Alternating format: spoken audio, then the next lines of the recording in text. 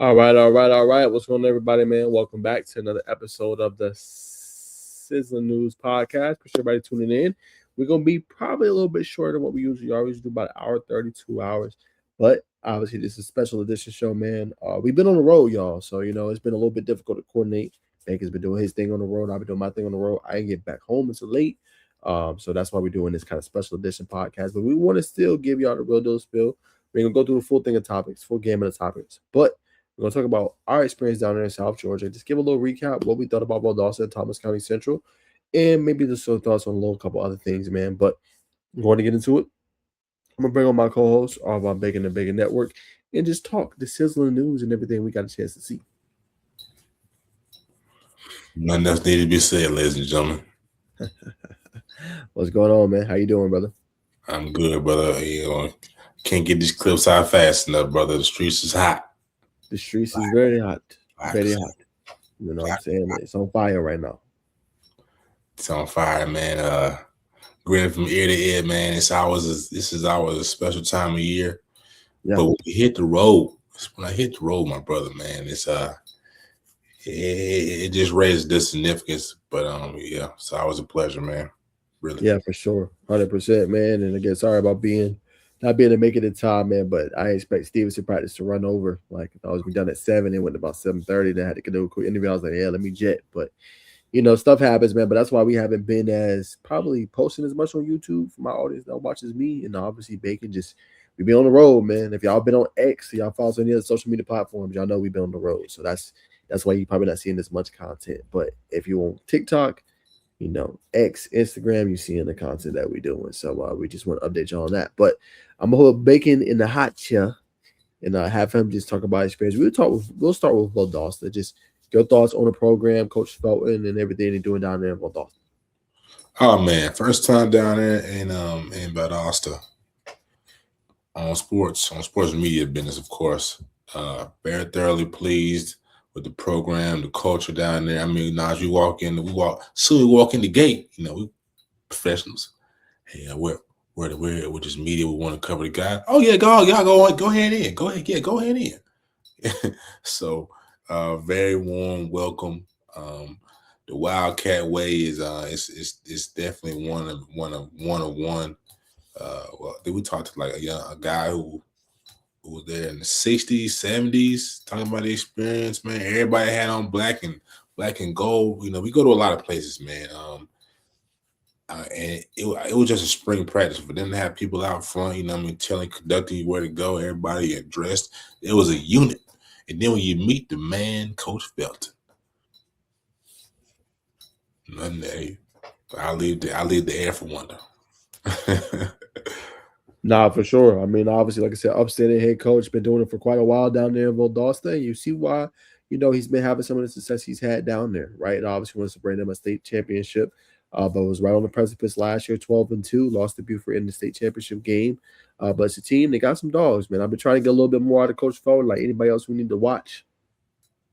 Besides safety Dorian Mathis, man, he's been kind of ho-hum. He's not trying to reveal too many details, man, but what I'm saying? I respect that. But yeah, just trying to get them boys out there even more, man. But they got some really good players, man. They'll be another good team to watch, I think, this year in 7A. Obviously, you got to throw McKeitron in there in that conversation. But I think a well-run program. I think offensively, look at Marquise Fennell. He'll be lining up at slot, receiver, running back, along with Deron Foster. And I think it gives them a multiple offensive look. Like, who are you going to stop? If you're going to try to stop Deron Foster, I can get that ball to Fennell. And I can get them out there, obviously, in the open.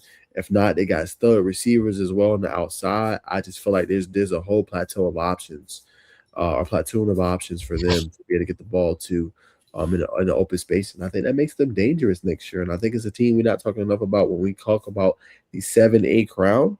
I think Valdosta should be in that conversation. Yeah, I totally agree. They're very, very multiple on offense. This man might be. We haven't even got to the freshman tight end yet, who I'm sure you'll get to here in just a second. So many guys that you could say, like you said, that you could platoon swap in the receiving room.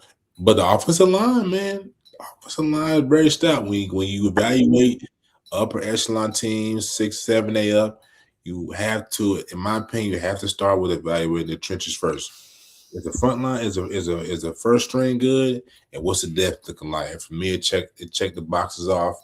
Number two, was the underclassman. I think a rising junior quarterback. And I mean, me and Naj, we were down at that man. He looks a lot like Kareem Hewley from the helmet, body type, not the throwing motion. But it was like, man, this young man can really spin it, makes great decisions with the ball, a strong arm, can get out and get out the pocket, run. So I mean, it's gonna be very, very tough to stop the Valdosta Wildcat offense, and defensively, same thing. Very physical in the trenches. And I can't remember how multiple they were on DBs. I know you saw TCC, we'll talk about in a second.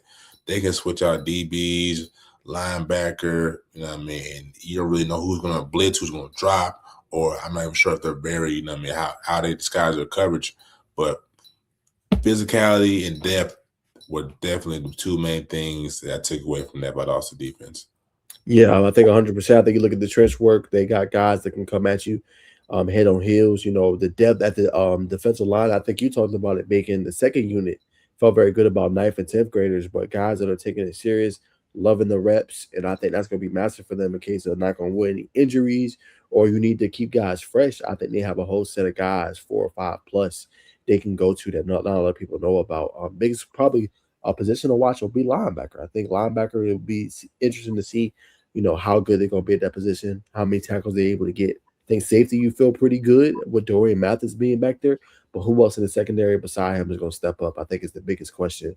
Cornerback role, things like that. We've seen the offense having a lot of success against the defense in terms of on the outside corners, but will it be able to sustain? Can they get better with taking more reps against this really good receiving core and obviously playmakers in Deron Foster and Fennell? So I think really deep team, and like me and Bacon said, we feel like they can be state championship contenders for sure.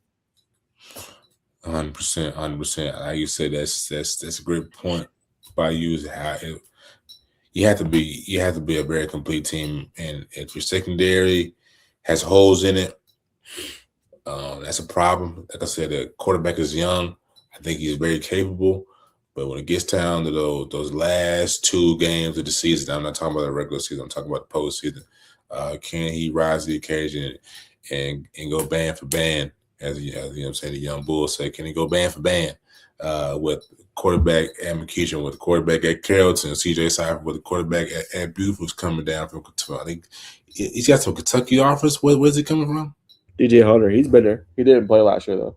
Oh, I'm sorry, with DJ Hunter. I mean, he's a younger quarterback, but again, what I mean, you don't want to have your secondary be your weak link of your defense. Now, I think the pass rush and stopping the run is there. I know you got a safety back there. Last name Watkins. Dorian Mathis. Say it again. Dorian Mathis. Dorian Mathis. You got him back there, but you just feel more comfortable when you have another either safety or 2, 3 DBs who is gonna, travel, read it right. You know what I mean? So again, great point by you. Yeah, obviously. And then before we move on from Dawson, we got to mention Kyrie Turner. I think he's a game changer for him. Number 36, freshman right now, be a rising sophomore. And someone close to a team, a source, she basically said, hey, he's been making one-handed catches all spring long, right? He's been making those type of, spectacular catches. He had one that we shared obviously on social media that obviously, did his thing, went a little viral, but the guy can play. And I think what caught my eye was the whole offense came around him and celebrated him making that catch. So that goes to show you just how ingratiated he is with the team, how much they respect him, how much they like playing with him. And I think that showed you everything that you needed to know, obviously at that position, in my humble opinion. So the guy, he can go, and he looked real good. And I think they got a secret weapon that, people obviously know about now. He's on the radar. But definitely going forward, that's going to be a guy, because if he can continue to mature and become, what we saw, yeah, but also have another guy that can get the ball too. And when you're trying to stop that run, they got a guy that can just flare the ball out too and can go the distance. Yeah, they go to the distance, but to me, he can cook in that short and intermediate, that line of scrimmage, 10, 15, 7, and probably possibly take it for a 15, 20, because he's a bruiser. And I feel like that's just going to open up everything. Yep. Yeah, it is. I think it is for sure. I think it's gonna open up everything and help them out. When you need a third and seven, you need a conversion. Get the ball to Kyrie. You know what I'm saying? Let him get the ball in space. So yeah, man, that's our thoughts on Valdosta. I mean, like we said, man, really good team, and we were both thoroughly impressed. Good coaching staff, and just cool taking that trip, just being to see a new team and seeing what they were all about. I feel like people don't make that trip like that no more down there to Valdosta. Obviously, let's go see Lounge and things like that, but I don't feel like they always go and go see a team like uh Valdosta to see what they can do and things like that, man. And Bacon got a good bite to eat. That's food to go, good to go. So, great experience there. We'll be a sponsor. That's food to go, good to go. Bacon got No cosign. If y'all watch from Valdosta or that area, if y'all is people, support them. I'm date. Date is all I got to say. Discipline, attitude. I can't remember the T. Forgive me. Toughness. Discipline, attitude, toughness, and effort. That's what I co-sign. I'm dead. All right, man. Let's keep it rolling, man. Let's talk about obviously TCC program. I think me and you both was thoroughly impressed with. I think you got great clips, Bacon. Obviously I got really good clips, man. But what was some of your biggest takeaways? I guess you could say from TCC and all that the program had to offer. Obviously we showed it on social media. But I think just a program that's operating at a different level in the frequency. We had some people on our TikTok respond and was like, "Oh, well, you only went to see them, and you didn't come see." Oh gosh, hold on, I Ooh, messed Lounge? no, TCC, Thomasville. I'm talking about the other Thomasville. Man, come on, man. Y'all only want to play TCC. What we come to see y'all for? Yeah, man. But this is a look obviously at it. We was up there. What I'm saying, you can kind of see how they try to celebrate their history and things like that, man. I had a couple more videos I shot at the indoor facility, all kinds of different things, man. But they just do things differently, and I think it's a shame more people don't go out there to go see it. I know it's a 3 hour ride, man, but I would say a ride well spent. In our humble opinion, just facilities that is really nice. Indoor facility. They got a facility, yeah, indoor facility. They got an outdoor field that they're doing as well. They be run 7-on-7s, padded camps. They really are invested into their program, and I think you can see the remnants of that. But Bacon, I'll give you the floor. What you thought about TCC? I mean, first and foremost, what other school outside of maybe probably not in Buford, honestly? What other school you can go see um, prestigious collegiate award statues? Um, See a Lombardi Trophy statue. Um, I mean, where else you gonna see that at, man? Other than probably TCC, it's probably standalone. Right. So that gets your attention. Also, home of the iconic head football coach of, head basketball coach of FAMU, former New York Knick, former QB1 out of Florida State, Charlie Ward. But again, I'll start off on the offensive side of the ball before I go defense. Quarterback battle is going to probably likely what we're hearing is going to go to in the fall. In the summer. But very multiple, both sides of the ball, running back, receivers, like I said about Valdosta. Then watch the offensive line close. I feel like they did a decent enough job. I was probably watching the defensive line, but I think offensive line needs to gel. Correct me if I'm wrong, Najeh. I think that offensive line is a group that needs to gel. I think they graduated some upperclassmen offensive linemen.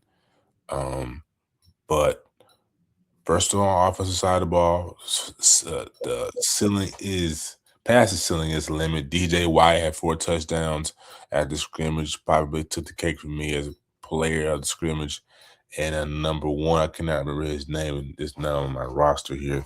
4-star, electric. I know that. JB, man, he's on the thumbnail, bro. What's his JB. name? Oh, JB, man.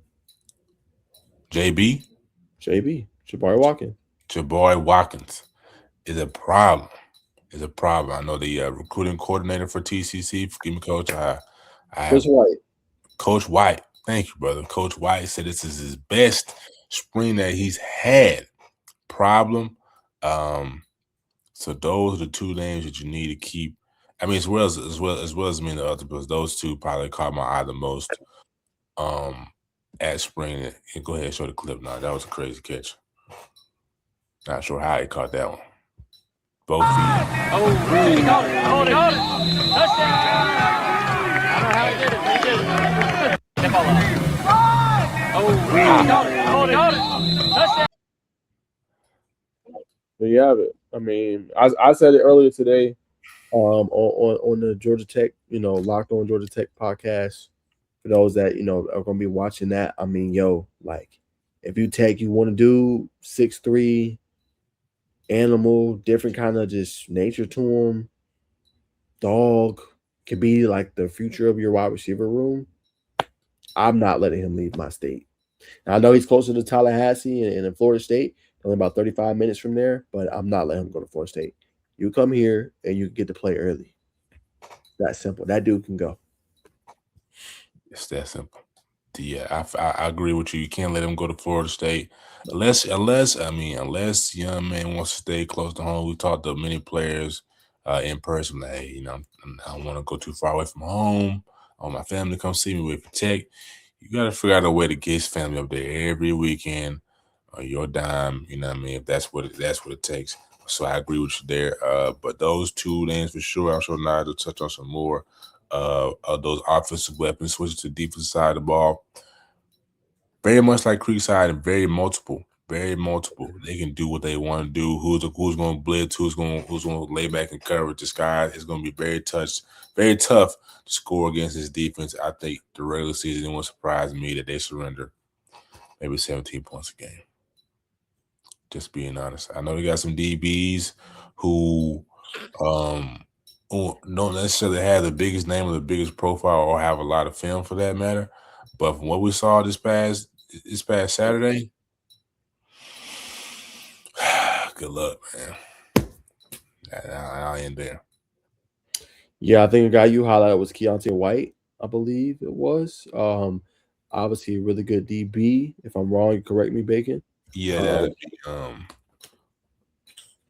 Theo Martin. My bad, it's Keontae. Theo Martin, obviously a guy to watch on the defensive back end for them. Got several guys that can rotate over. Very multiple. Like I said, defensively, they're just as physical as a Creekside. So, Coach Rance was asking if he watched this. He doesn't watch it. I know he'll call us, but I mean, that team is loaded, bro. Like I said, before I get to the team, TCC, TCC is Creekside on steroids, right? Now, that's not saying they're better than Creekside. That's not saying that they're more physical than Creekside. When I say steroids, I'm talking about the entire infrastructure of the program, right? They're what Creekside could be if they allowed Creekside to actually invest into their program, right? If South Fulton and Fulton County Schools allowed them to get certain things for the program. That's just my feeling with it. If they allow, certain things, so just they have two sides of the stadium, but they allowed them to renovate some of the stadium, right? If they allowed them to do certain things, with the school indoor facility if needed, right? Don't have to, but if needed be, right? Helping, with a practice facility, you know what I'm saying? Getting a better practice facility for them. You know what I'm saying?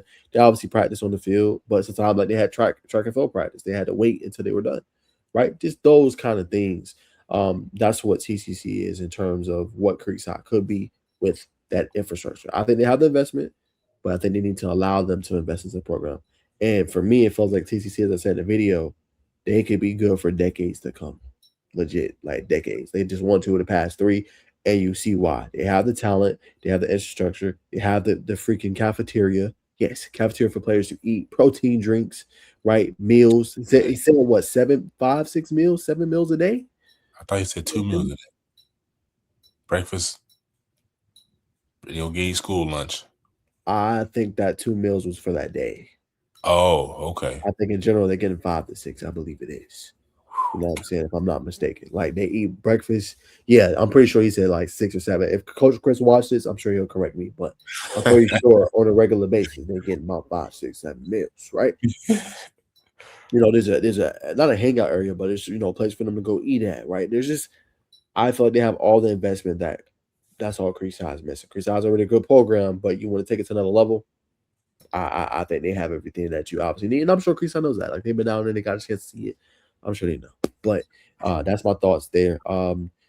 Defensively, Isaac Andrews, both of those guys are studs, right? I got a couple clips. I'm trying to share it out a little bit later. I'm just so behind on my tour and clips and stuff like that, observations I'm trying to get through, seeing so many kids. But those guys can go. I think very underrated, in my humble opinion. Both I think are D1 talents. Just have to get the right eyes on them. They might have to go FCS or go down first. But both are really good. Isaac Andrews is the one, number 11. That played really, really at a good level. 12 is the one you interviewed, Bacon, Isaiah Andrews. Both of those guys can go. Prince Che is another one I really like. Bacon, you interviewed him, number 93. Dude's a stud. Gets up, bats down passes, creates interior rush. Dude's a problem. Dude's an absolute problem in 2028 class. And I think he's ready for his alignment. I wouldn't be surprised if he got that 5th star. When it comes to Number 2 defensive lineman. Yeah, he's that damn good. He's that damn good. Offensive, if I throw it back to Bacon, loaded. Running back 5-6 deep. Coach Ma got them boys ready. Like that's why we say it reminds us of Creekside. Like Creekside's about 4 deep. TCC about 5-6 deep, right? They got Jordan McNeil. They got Isaiah Sands, right? They're loaded. They got guys galore. When it comes to that, good receivers. We talked about obviously DJ White, who balled out. Really trying to put him on a platform and get him out there. Rising junior, 2028 wide receiver. They couldn't stop that boy. That boy had 4 tubs in the scrimmage. They didn't have an answer for him. It was a damn problem. So they're loaded. Like you said, Bacon is going to see who comes out to be the QB1. But outside of that, TCC got everything you need. I want to go back to the Andrews twins. You said underrated. I feel the same. I think of Rodney Harrison. Yeah, I mean they're undersized. Terrell Suggs, 6'1", 6'2", but I don't think it matters. I think there'll be a lot of college programs who pass on them and don't have to go G5 to G5 route. Probably. But I think over time they'll definitely find themselves on the P4 level. Do you think that's why they're overlooked because they're 6'1", 6'2" instead of 6'3", 6'4"? I think that's part of it. Excuse me, for sure. And I think exposure. Not saying Coach Chris White and Coach Ma ain't doing a great job. They're doing a wonderful job exposing their kids. I just think how far out TCC is. Yeah. Enough schools don't get a chance to go see them, and them boys ball. You know what I'm saying? I know certain players got Florida State offers and things like that, but I think that's kind of a part of it too. Just like coaches got to do your homework. Coaches got to get out there and go see them boys. I just think they definitely can make a difference at the next level. I think just the right coaches have to go see them, and give them a chance because those kids, they were game wreckers when we went, and they didn't have an answer for them. So that's my stance. That's my thoughts. I think all them boys can ball. Like you just gotta give them a chance, man, and really go see them. Facts. If you go down there and see them, man, not only they gonna treat you right, but you'll be. It's a movie. It's a movie. I think for us, to be able to go to their home field and to go to the indoor facilities, which we got to talk about that. But I know we keep it ball right now. They are. I mean, it's an experience for sure. It's an experience. Now, let me see if I can add a couple more. I think Everett, Tyrone Everett. They got him labeled as wide receiver, but if he had the same jersey he wore in the spring game, they got a lot of guys. Like I said, they got a lot of guys who could do a lot of things. Wide receiver, running back type of guys. He got things going early for the running back group, but yeah, man, I'll leave it at that, man. Yeah, but like I said, loaded. I think they got Creekside again for the padded camp. I think they got a couple. I know Coach White told us he'll tell us when they have it and things like that. But yeah, man, great program. I'll say the state's missing out 2 of the past 3. We got a chance to talk to some of the people on staff. Just surprised they don't get more media coverage and attention. It's not like they're making it hard. You know what I'm saying? I'm just, I know he said Tallahassee and Albany and stuff like that, man. But man, when I say gold mine, I mean gold mine. Great community as well. Want to bring that point up that supports them athletes and those kids. The feeder program, we didn't even talk about that. How they go from 6th grade, they have a 6th grade, 7th grade, 8th grade coach, and how Coach Rogers goes to go see them boys, and just that development, constant development, and getting them to that level, I think is phenomenal. That's why I said I think that's a decade-long run, barring anything unforeseen happens or a coaching change or something. I think they'll be there for decades to come, and they're going to at least be in that state championship conversation to me. Consistent. Yeah, what two? Excuse me, two state championships in the last 4 years. Last three.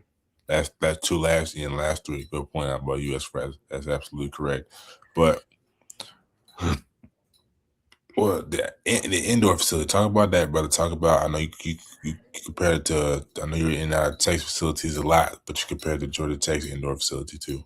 Yeah, I mean, I think it's very similar when you look at their facility. Obviously, Georgia Tech's a little bit more, polished, but I mean, when you look at the upstairs, how they host recruits, things like that. Obviously, it's air conditioned, so they don't have to worry about that. It's not air conditioned at TCC, but they got 6 big ceiling fans up there that they let circulate around. Maybe they'll make a difference in the summer, man, but you do feel some cool air. But it goes 100 yards, you know what I'm saying? And I think, Space. very good spacing, you know what I'm saying? So I think it's a great facility and it helps them because, like most people said on the staff, like it rains a lot. They South Georgia. So, sometimes they have to go to the gym. So it helps them not miss any work having that indoor facility. They can get the same work. For example, we were down there on Saturday, right? It rains. The little bell goes up, and they move literally the scrimmage, which they were about halfway through, to the indoor facility to finish. Right, that's a great example that we got a chance to experience of what they do if that happens. Right, there was at the field, moving to obviously not that far over, maybe less than a mile back to the high school where the indoor facility is, and they finish up practice there. I think it's great for them. They also have an outside field too. I know they say that's predominantly for the other sports, but bro, I mean, they got everything they need, multiple fields. I think an 80-yard field, which is obviously for all the other stuff, and they have a one they're working on now. I mean, right. It's going to help them out a lot, and that's why I said it's just the infrastructure of the program is set up for success for decades. Like it legit is, and the indoor facility is only going to help them keeping kids. Hey, you ain't got to transfer Thomasville. Hey, you come up right through here at TCC, and you see what we've done. See the players we put into college level. You'll be able to do the same. I think it's a great thing, and I think they're well on their way. I agree. Well on their way, brother. Top flight program. That you and they push academics for. We didn't ask about the STEM program, but they talked highly of the academics. Top flight, man. You got the list. You know what I mean? Players. You know what I mean? What only thing we could have asked for is a a little protein bar, but you know what I mean. But now top flight program. Shout out to Coach White, man. Help me out, Najeh. What's head coach's name? Rogers. Coach Rogers. Forgive me, Coach Rogers. Appreciate everybody, man. I agree. Yeah, man. So, Bacon, I'll throw it to you if you got any closing comments for closing the show. Like I said, a nice little 30-minute show, man. We won't be so much time in this late night when we're doing this, but Bacon, I'll throw it to you. Just any closing thoughts or anything else you wanted to hit that we didn't talk about, or any news that you saw that you want to talk about? I'll say, man, just if you're in the media, if you're on the metro side where we are, I understand if you can't go down there, but if you're like Middle Georgia or if you're down there, cameraman, man, make that investment, man. You could just cut. You know what I mean? I just feel like if we're gonna cover athletics, especially football, I know Najeh and I move a little different. We like to go see. We've been Tennessee, Georgia, Alabama. But when you do that, it gives you a different perspective.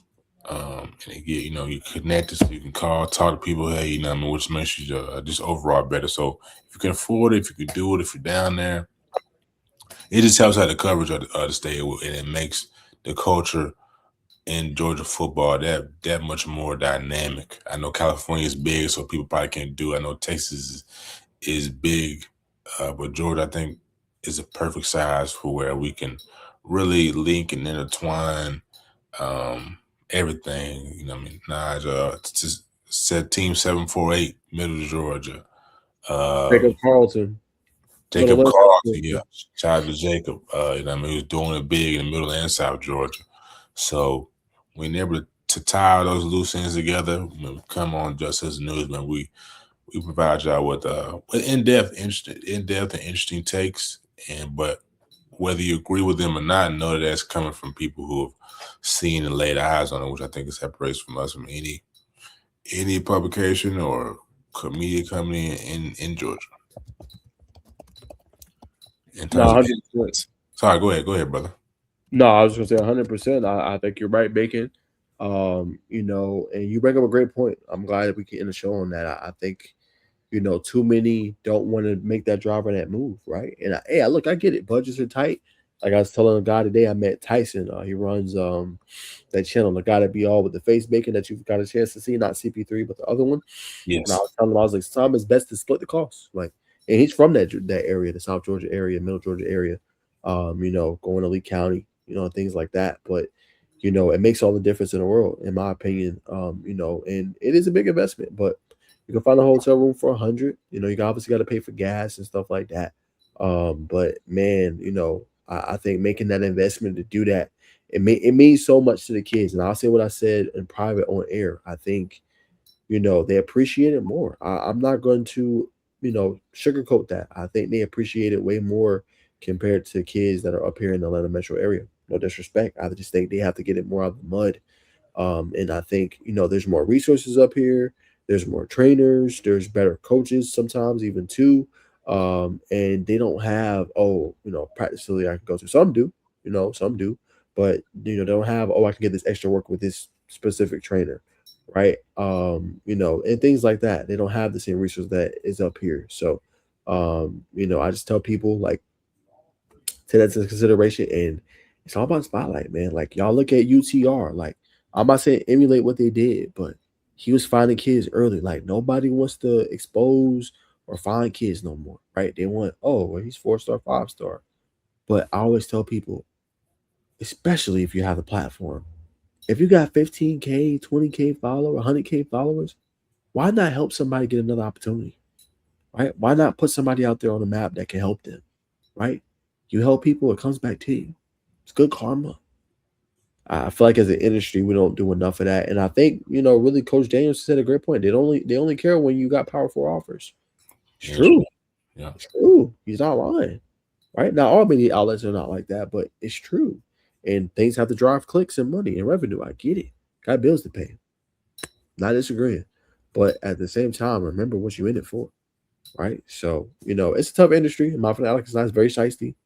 And people don't pay and things like that. I get it.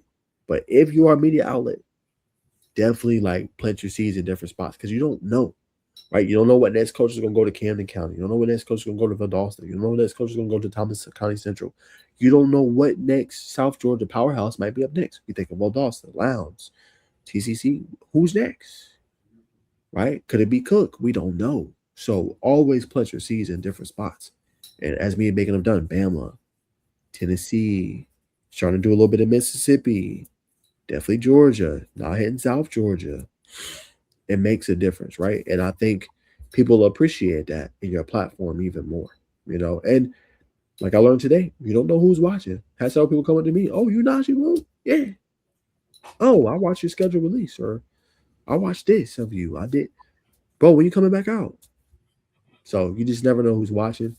And for any media outlet, you want to separate yourself from what everybody else is doing? Most ain't finna take that trip. I'm just gonna be real with you. They're not. Unless you're Rusty Manziel or one of those bigger ones, or Lance McCurley, who does a really great job for Dogs Post.